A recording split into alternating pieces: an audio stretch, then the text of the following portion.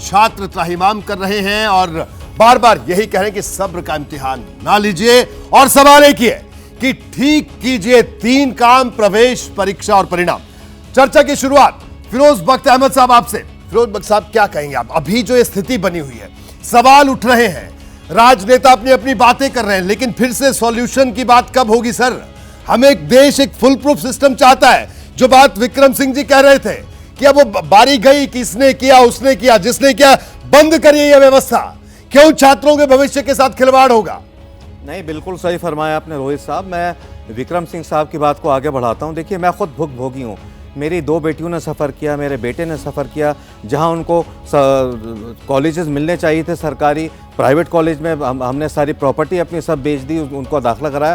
खैर, मैं ये कहना चाहता हूँ, ये जो टेस्टिंग एजेंसी है, इस टेस्टिंग एजेंसी के जो डायरेक्टर हैं उनको फ़ौरन सस्पेंड करके या तो उनको जेल भेजा जाए या उनके खिलाफ मुकदमा दायर किया जाए। और मैं, अगर मेरी बात सुन रहे हैं मिनिस्टर ऑफ एजुकेशन प्रधान जी, तो फ़ौरन इनको सस्पेंड करिए और इनको पूरे स्टाफ को सस्पेंड करिए। ईमानदार लोगों को लाइए ताकि आप भी बदनाम ना हो, सरकार भी बदनाम ना हो। ये पूरे देश का एक नेशनल डिजास्टर बन चुका है। हिंदुस्तान को इससे बाहर निकलना चाहिए ताकि हमारे जो बच्चे हैं न सिर्फ ये आगे नेशनल डिजास्टर कह रहे हैं, दुनिया का नाम रोशन फिरोज बख्त अहमद साहब नेशनल डिजास्टर इसे कह रहे हैं। अतुल पाटिल साहब, आपका कमेंट।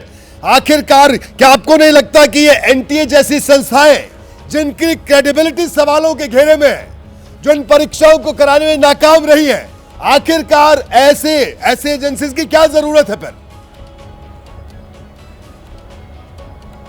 नहीं, बराबर है। 2014 के बाद सारे कॉम्पिटिटिव एग्जामिनेशंस कंडक्ट करने के लिए प्राइवेट इंस्टीट्यूशंस लाए गए हैं, सारी निजी संस्थाएं। महाराष्ट्र में भी ये है, बिहार में भी ये, सब जगह है जी। अब एक बात बताइए कि प्राइमा फेसी दिखता है, 14 तारीख को रिजल्ट आने वाला था। आपने 4 जून को पकड़कर ये सोचकर किया कि लोकसभा के नतीजे आने वाले हैं, उसी दिन डिक्लेयर कर जाएंगे, बात दब जाएगी। तो इंटेंशन इनका मैलाफाइड है, ये पहले इसमें दिख जाता है। दिक्कत ये है रोहित जी कि अभी तक जितने लीक हुए उसमें किसी को सजा नहीं हुई, किसी की जिम्मेदारी तय नहीं की गई, किसी मंत्री पर कोई अभी तक आज नहीं आई, तो फिर नीचे का महकमा डरेगा क्यों? अगर इतने लोग देश छोड़कर चले जाते हैं तो विनीत आर्य चला जाता है, ये इतने आसानी से एस्केप कैसे कर लेते हैं? इतने आसानी से एस्केप कैसे हो जाती है? अतुल जी, आपकी बात से सहमत है कि कड़ी कार्रवाई का वक्त आ चुका है, वो इसमें इन्वॉल्व दिख रही है जी। जो भी इन्वॉल्व है उन पर कड़ी कार्रवाई हो। जन जिज्ञासु, बड़े संक्षेप में आपकी प्रतिक्रिया। नहीं, ये तो जो so called minimum government maximum governance दे रही है, अब ये देश उसको ले पाने की स्थिति में नहीं है। प्राइमरी स्कूल की परीक्षाओं को छोड़कर कोई इम्तिहान नहीं है जिसके पेपर लीक नहीं हो रहे। तो क्या हम एक एजुकेशन मिनिस्टर के साथ साथ एक एग्जामिनेशन मिनिस्टर चाहते हैं? बिहार में हमने ये सवाल वाजिब है, ये सवाल वाजिब है। अर्जुन आनंद के पास आऊंगा, माफी चाहूंगा जन जिज्ञासु वक्त का मैं। अर्जुन आनंद, अब ये बताइए आप कि कैसे ठीक होंगे आपके 3 काम, प्रवेश, परीक्षा और परिणाम? बताइए संक्षेप में।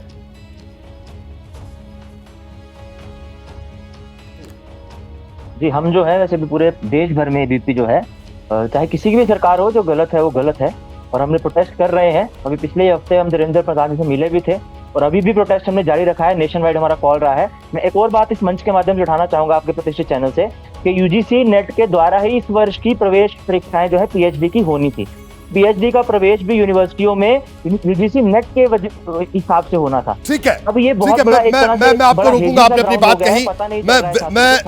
मैं आखिर में विक्रम सिंह जी आपके पास हूं, उससे पहले एक रिएक्शन यहां पर मैं जरूर आपसे लेना चाहूंगा। शिवम त्यागी साहब बताइए। सब कुछ आपके पास है साहब। यहां विद्यार्थी परिषद के नेता बैठे हैं, वो कह रहे हैं हम देश भर में प्रदर्शन करेंगे। उनको भी हैरानी होती है कि विश्वविद्यालय परिसर में डंडे वो खाते हैं नारा लगा लगा के कि ठीक करेंगे 3 काम, प्रवेश, परीक्षा और परिणाम, लेकिन ना प्रवेश ठीक हो रहा है, ना परीक्षा और ना परिणाम। कौन जिम्मेदार है उसका? जो जिम्मेदार है उन पर कार्रवाई क्यों नहीं हुई?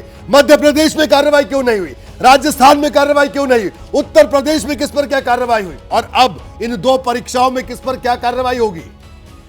बिल्कुल सही बात है। विद्यार्थी परिषद के बेशक वो है, लेकिन वो एक स्टूडेंट है, छात्र है, और उस होने के नाते सरकार चाहे किसी की भी हो वो इस बात को सही उठा रहे हैं। और जहां तक बात कार्रवाई होने की है, मैं कहता हूं हर जगह कार्रवाई, उत्तर प्रदेश में तो हमने लोगों के घर तक गिरा दी। और जहां तक बात है कानून काम करने की, तो कानूनी काम करने के लिए हम उनके लिए कानून बना कर लाए हैं। रही बात अभी वालों की, जो अभी फिलहाल पकड़े गए हैं, चाहे वो बिहार का विषय रहा हो, उनको बचाना बंद कर दीजिए। अपने वकीलों को उनको बचाने के लिए भेजना बंद कर दीजिए। सलमान खुर्शीद, मैं फिर से वही कह रहा हूं, कोई राजनीति नहीं है। सलमान खुर्शीद पेपर लीक वाले लोगों को बचाने के लिए कोर्ट में लेकर उनको बचाने जा रहे हैं। आप उनको अपनी यात्रा में चला रहे हैं और तेजस्वी यादव के पीए उनके लिए रूम बुक करके दे रहे हैं, जिस रूम में पूरा पेपर लीक करने का पूरा प्लान बनाया जा रहा है। कृपया करके राज्य सरकारों में जो प्रधानमंत्री मोदी जी को अपने मिनिस्टर को बर्खास्त करना चाहिए। आयुषी पटेल जैसे फर्जी छात्र का वीडियो डालकर देश में फर्जी एजेंडा फैलाना बंद करिए। एक भी व्यक्ति जो इसमें आएगा, चाहे वो तेजस्वी यादव का खास हो चाहे कांग्रेस वालों का, बचेगा नहीं, ये गारंटी है, जवाबदेह है, ये गारंटी है। ठीक है शिवम त्यागी, आपको रोक रहा हूं जन जिज्ञासु, आपको भी मैं विक्रम सिंह जी के पास चलूंगा। विक्रम सिंह जी, पूर्व डीजीपी उत्तर प्रदेश के। नहीं, बच्चों का भविष्य ज्यादा जरूरी है, उसको देखिए। जी विक्रम सिंह जी, ये तमाम किस्से, तमाम कहानियां बन जाती हैं। ये जो आज जिन विषयों पर चर्चा हो रही है, ज्वलंत मुद्दे हैं, कुछ अरसे बाद ये सब किस्से कहानियों में तब्दील हो जाते हैं और फिर से जब कोई इस तरह का क्राइम होता है तब फिर से चर्चाएं शुरू हो जाती हैं, फिर से कमेटियां बनना शुरू हो जाती हैं। लेकिन मामला देश के युवाओं से जुड़ा हुआ है, तो इस पर त्वरित कार्रवाई की जरूरत है। सर, मैं आपसे ये बड़े संक्षेप में जानना चाहूंगा, क्या सिस्टम में ऐसी कोई रेमेडी नहीं है कि इस तरह के मामलों पर तुरंत रोक लगाई जा सके?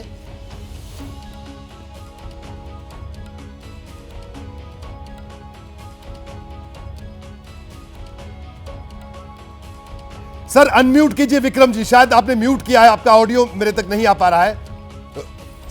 जी हाँ, एक वाक्य में रोहित जी, एक वाक्य में केवल ये कोई क्रांतिकारी काम नहीं है।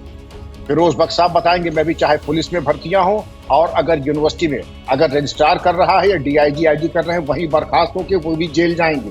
और बिना जेल जाए, बिना दंड के राज्याधिकार नहीं चलता, और हम आगे करेंगे। ये अमान्य है, ये मजाक लग रहा है हमको आज के दिन में। अगर आज आपने 24 घंटे में रिजल्ट नहीं दिखाया तो 25वें घंटे में वो बेईमानी है, उसका वो बिल्कुल निरर्थक है। अगर आप 24 घंटे में कुछ कर सकें तो अच्छा है, नहीं कर सके तो हम यही मान लेंगे कि आप कमेटी बना करके 5 साल का इंतजाम अपना और कर रहे हैं। जी सर, तर्क आप दे रहे हैं जो कि अस्वीकार्य है, बिल्कुल अस्वीकार्य। और आखिर में मैं यही कहना चाहूंगा कि पत्रकारिता के दौरान, न्यूज कवरेज के दौरान या अपने महाविद्यालय के दिनों में, विश्वविद्यालय के दिनों में, मैंने कई छात्र संगठनों के नेताओं को देखा प्रोटेस्ट करते हुए, चाहे वो एनएसयूआई हो, लेफ्ट के छात्र संगठन हो, चाहे अखिल भारतीय विद्यार्थी परिषद हो, प्रवेश परीक्षा और परिणाम के लिए लड़ते हैं। खासतौर पर विद्यार्थी परिषद का नारा है, ठीक करेंगे 3 काम, प्रवेश परीक्षा और परिणाम।